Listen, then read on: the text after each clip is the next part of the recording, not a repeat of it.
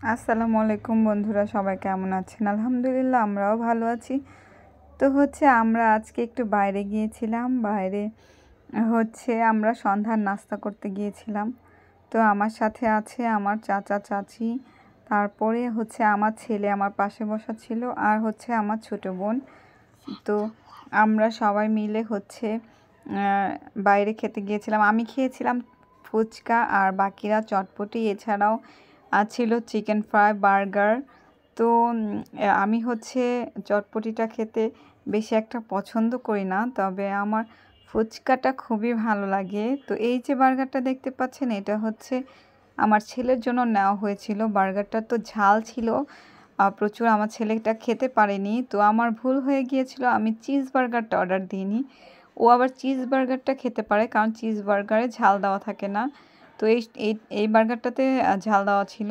তো এখানে আমাদের জন্য নিয়েছিলাম চটপটি আর ফুচকা।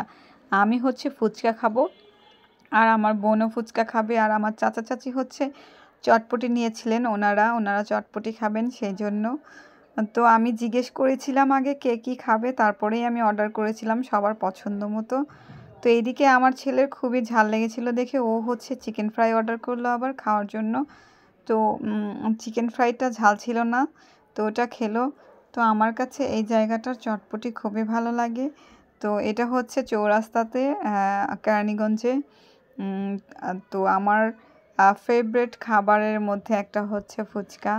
তো আপনারা কে কী খেতে পছন্দ করেন বন্ধুরা, অবশ্যই কমেন্ট করে জানাবেন। আল্লাহ হাফেজ।